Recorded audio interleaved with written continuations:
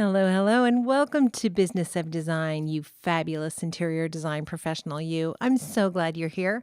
I'm Kimberley Seldon, and as we head on a speeding train toward the end of 2020, I gotta say bye-bye. I'm so ready for 2020 to be over. I know a lot of other people feel that way, and yet there are so many things I'm grateful for in 2020, without question. I have changed so many of my behaviors and attitudes. One thing I've noticed, I am much more comfortable telling clients they can't have something quickly. 2020 has made that really easy for me. I am emphasizing now to every client I'm working with that it's sometimes one step forward and two steps back. It's been really difficult to get even the basics delivered on time. For example, we have a large sectional that we are recovering for a client's master bedroom. We did her whole house a couple years ago, and she wanted to keep this sectional she had in her master bedroom, sitting room adjacent. And I tried to get her to do it then, but no, she wanted to wait. But now we're going to do it. Okay, great. That's good, right? 2020 is making everybody look around and say, whoa, I probably should do that now. So it's all good. It's been at the upholsterers forever and ever and ever, probably since April. We were so close to getting it completed and delivered to our clients this week. And my upholsterer says 2 people in her shop have come down with COVID-19. So first of all, wow, I'm so sorry. That's horrible. I know that they were being very careful, but it happened. And now cancel the movers, cancel it all because it's not completed and they're shut down for 2 weeks.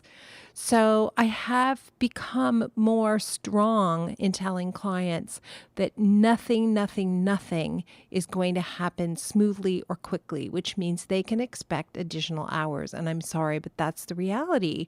And if that doesn't work, then we should wait 2 years to do the project. Now, I know some of you are saying, are you crazy, KS? I don't want to wait 2 years to do the project. I want to do it now, so leave that part out. But the truth is, we're experiencing delays like that all over the place with fabric, with lighting, with trades. And it reminds me that there is no such thing as decorating emergency, right? At the point you're thinking about decorating your house or renovating your house, you're good. Everybody in your family is healthy because if they weren't, you wouldn't be thinking about it. So I try to remind myself this is a lovely luxury service to have, and everybody should have it. No question about it. In this episode, we're going to talk about a topic that we've talked about before, but it's a good conversation. And I think what came out of this conversation with Virginie Martocq, somebody that I worked with years ago at Style at Home magazine, are a couple of things. Yes, publishing has changed. There was a time when getting published really meant that you had arrived, right? When I graduated from design school, that was one of my biggest goals. I want to get published. And getting published was and is amazing, but by itself, it doesn't really push you to the next level. The truth is, there's 100 different elements that contribute to you reaching a level of fame and celebrity. And getting published is one of them, but not necessarily even the most important. So you're going to hear us joke about the fact that when we worked in publishing, we had big teams and we had money and we had budgets. And it's so funny when I think about those days, we really thought we were strapped and needed more help. And of course, since that time, the budgets have gotten smaller, the teams have gotten smaller. The magazine that I once loved and spent 18 years at is now down to almost a single person who is just purchasing photographs to put in the magazine. That's a real change. And what this conversation came down to, like so many conversations we have about getting published, is it really seems like local and word of mouth reviews are the best way to push you to a new level in terms of getting new customers. So I can share right off the bat that the best marketing effort we ever made is leaving a postcard in a neighbor's mailbox when we're renovating down the street. And we'll say something like, hey, we're in your neighborhood at number 72 and we're renovating. Please let us know if any of our trades inconvenience you in any way. We're here to be helpful. When the project's finished, we'd love to give you a tour. Of course, you're going to need your client's permission in order to do that, but I've never found a client who wasn't willing to let us take someone through their home for a quick tour. We do the same thing if we're working in a condominium. We'll leave those postcards at the door of other people in the condominium. And we do get terrific business from that. I've been published many, many, many times. I have gotten jobs from getting published, not as many as you might think. But I do think there's a secondary benefit to getting published so that when somebody recommends you, a client is out and she mentions to a girlfriend that she's used you, yes, I saw her in House and Home magazine or Style at Home or Architectural Digest, whatever it is. That can be just the additional nudge they need to phone you. So there are benefits to getting published, but it's no longer a situation where the publishers have the kind of authority they used to enjoy back in the day. The more tentacles and offshoots there are from social media, the more it makes sense to focus on what's local. So that could mean advertising in a local newspaper or local interior design magazine. It could mean appearing at a home show. But by all means, if you do decide to appear at a home show, don't talk about trends. No one ever got hired because they knew the latest trends. We get hired because we run job sites like a boss, right? We have a project management strategy. If you're a Business of Design member, you have 15 steps that allow you to deliver projects on time and on budget. And when I talk about something like that at a home show, I always get a customer. When I talk about Christmas decorating or trends or how to do beautiful gift wrap, all of those things I've done before, I don't get any customers. It's fun, sure, but I don't get any customers. You all met Virginie back in episode 194 when she talked about lessons from clients she's had. But I can remind you, Virginie grew up in the south of France, where a taste for all things beautiful was firmly ingrained in her psyche. She graduated from McGill University with a degree in art history, and she started down the career path with a job in sports marketing, believe it or not. It didn't take her long to realize she needed more love and art in her life, and she enrolled in the interior design program at the International Academy of Design, where she graduated with honors. She got sidetracked from a career as an interior designer and began working on television shows with HGTV and contributing to House and Home magazine and Chatelaine. And actually, I think that's where we worked together, Chatelaine. I said Style at Home, but it was actually Chatelaine. So much experience from so many angles in this business. So it'll be really good to hear what Virginie has to say. And you marry this conversation with the conversation we had with Margot Austin about styling and how important that is. And you really have an idea of how to have meaningful impact locally so that clients who live near you in the neighborhoods you want to work in will hire you today. That's the goal, right? Well, I guess it's fair to say that for some people, the goal is fame and celebrity and, lots and lots of followers. And that's so cool. Enjoy it. But if your goal is actual paying customers, you need a different focus. So we're going to talk about social media, publishing, and how word of mouth has changed, but is still the best game in town. Before we jump into the episode, let's hear from Cheryl Horn. And by the way, thank you so much for being here. For starters, I can't believe it's December 1st.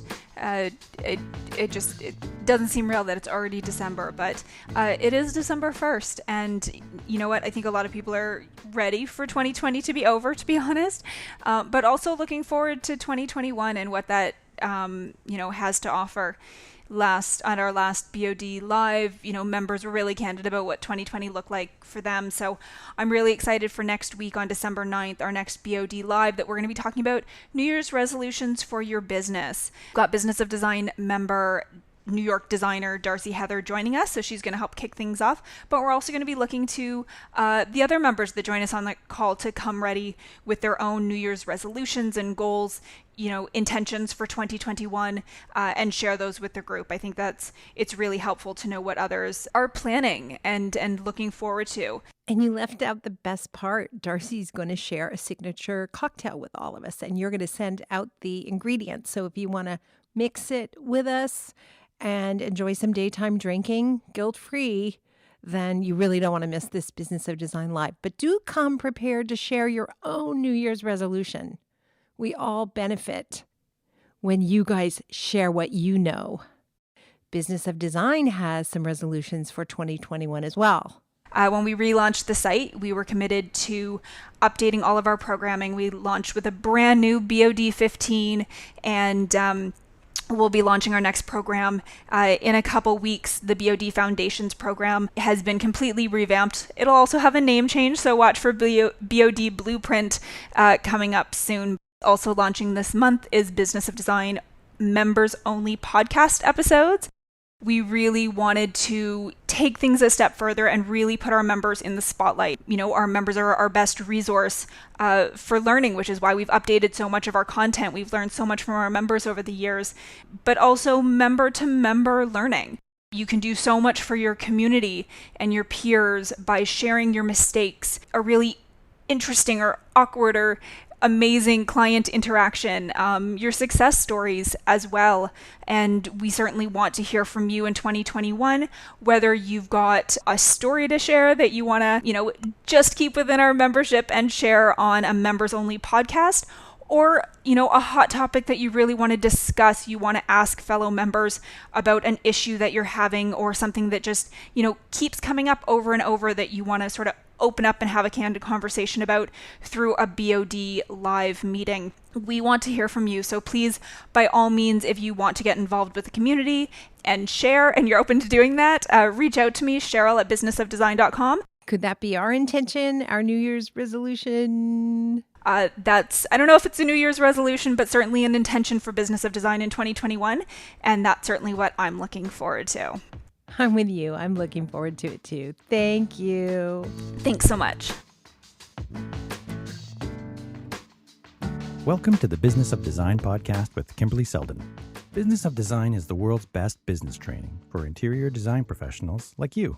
We have the systems, strategies, and protocols you need to consistently satisfy clients, increase profitability, and run your projects like a boss.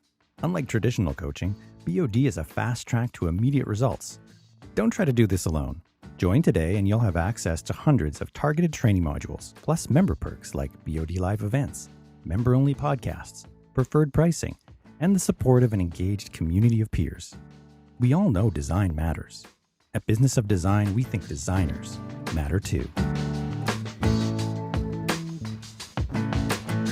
Let's jump into publishing, because I think that's the one that's sort of changed and evolved the most, and probably one that people are curious about. Right. And I feel sometimes like I was the last person at the buffet who got fresh shrimp. You know what I mean? Like back in the day, it was a really, what? On my way out, I turned the lights off. I hear what you're saying. I'm out of publishing. Right? I mean, back in the day, we had teams of people. Every project was professionally photographed by the magazine, not by the design professional. And getting published was a really big deal. I remember graduating from design school and I wanted to get published. I wanted to see one of my projects in a magazine. That was huge. And I just don't think that's the same.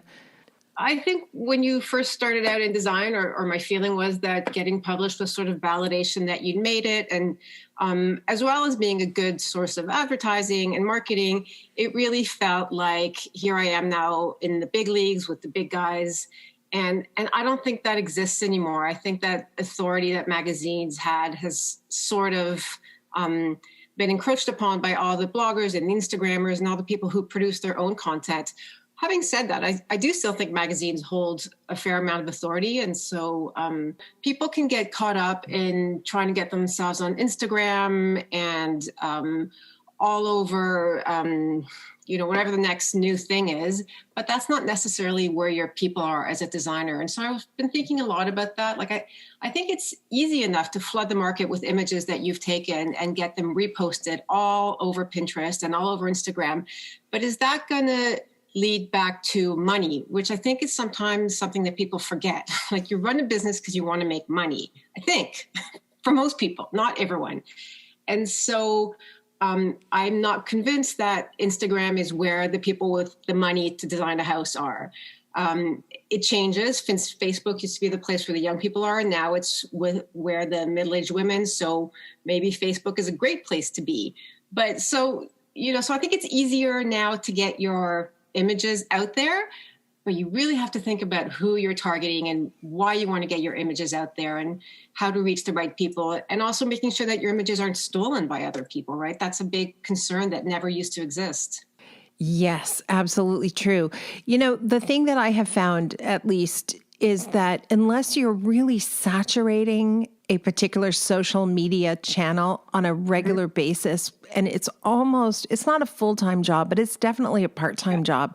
Unless you're committed to doing that, there's almost no benefit to dabbling, right? Because I think what most designers are finding, that their beautiful photos are being liked and loved and shared by other designers, not necessarily by the clients. So to your point, there's no getting around. You have to figure out who that ideal client is, and then you have to go where she is or where he is. Right. So where are they? Where are the clients, Virginie? Where are they? It comes back to like the basics of what social media is. It's word of mouth. Social media is just a digital word of mouth. But when I had projects published, I certainly got phone calls and emails, but a lot of them were like, I really like that chair. Where did you get it? Yeah. That's not a job, right? It's just sourcing information. But the clients that I worked with would often talk to their friends about the experience they had with me. And so certainly if their friend says, oh, Virginie, I remember I saw she had a project in whatever decorating magazine, that validates it. So there's merit in being out there. But I think nothing replaces word of mouth. I think that is absolutely true. And we're getting so many requests from Business of Design members saying, I'm going to hire a marketing company. I'm going to hire a social media company. And it's thousands and thousands of dollars. And I'm like, just before you do that, are you sure that's where you want to put your money? Because I honestly think at this point, when there's so much digital noise, we might be better off going OG, back to networking, back to meeting people face-to-face, one-on-one, and asking for a job.